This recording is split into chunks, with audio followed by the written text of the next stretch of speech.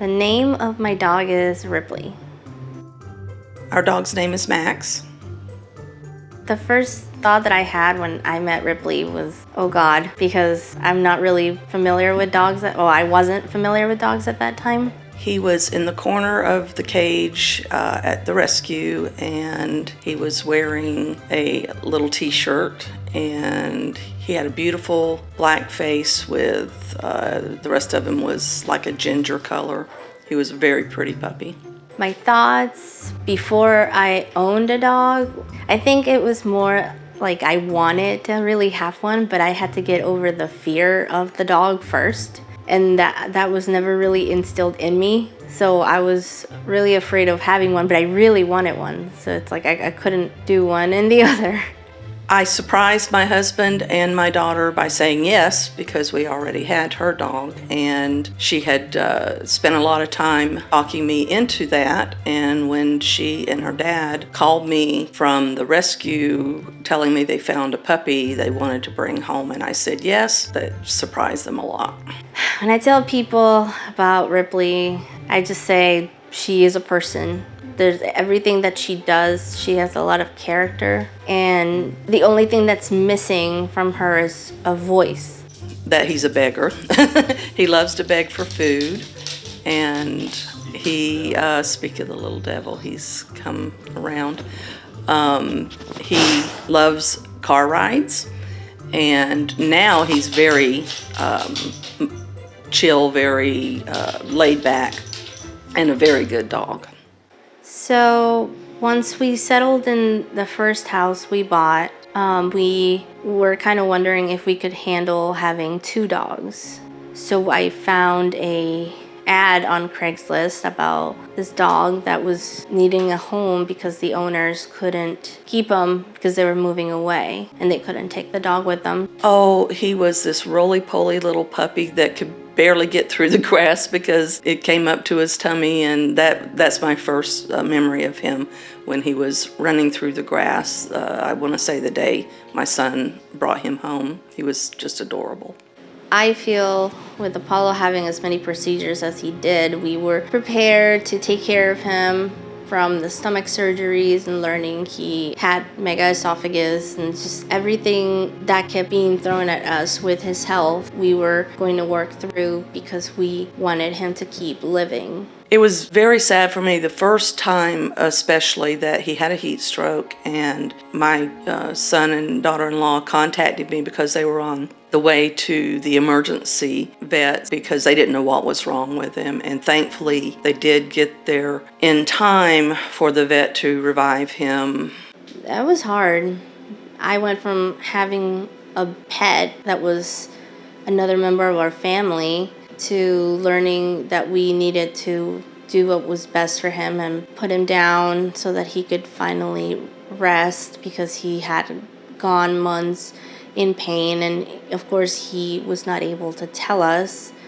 So we had to do something really drastic just for his sake. That was tough. When I went with my daughter-in-law to the vet, we were going to meet my son. I didn't realize they had made the decision to have him put down because he was basically starving to death at that point. The time, though, that my daughter-in-law and I spent with him waiting for my son to get there from work was very peaceful. We just held him, and I held his face in my hands the whole time and was talking to him. And I am very happy I had that opportunity. Well, Max having cancer, or finding out that Max had cancer, not even a year after losing Apollo, was hard because Max he's a good dog. He's a little stubborn, but he is lovable, and you get attached to these animals.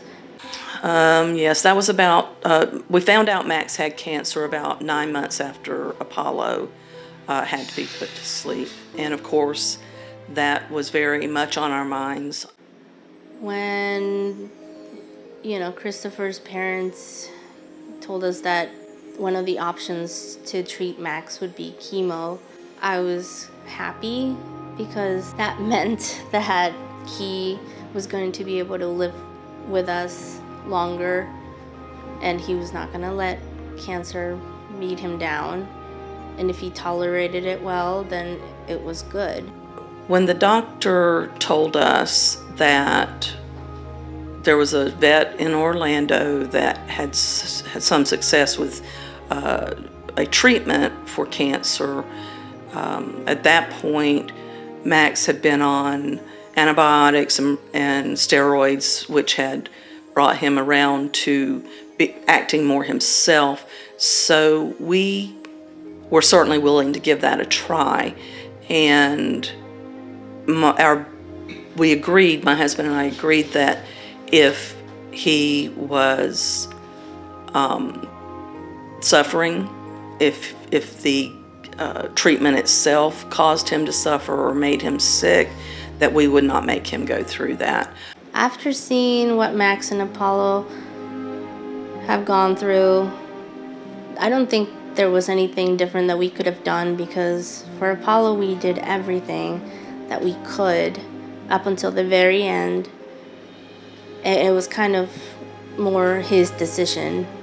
Max, absolutely, I wouldn't do anything different either, because we have spent, a few $100s, probably several $100s actually at this point, but it just makes us so happy to have him still here with us for this period of time, and he still has great quality of life, and it's absolutely worth it to us, yes. If I ran into somebody who said that dogs are not family, they're just pets, I would tell them that's very wrong, because they are just as big a member of your family, of your everyday life. You get attached to these animals and you treat them like another person. I would say, honestly, when I was growing up, that's kind of how it was, that they were pets, and I didn't see them as the way I do now. And so I kind of get people that look at it like that. It's just a dog. I wouldn't spend the money or whatever. But with the dogs we've had since Callie, my daughter's dog, was really the first one that we really were especially attached to, that they most definitely have become family members for all of us. My son and his wife, my daughter, my husband and I all look at our pets as family members, no question.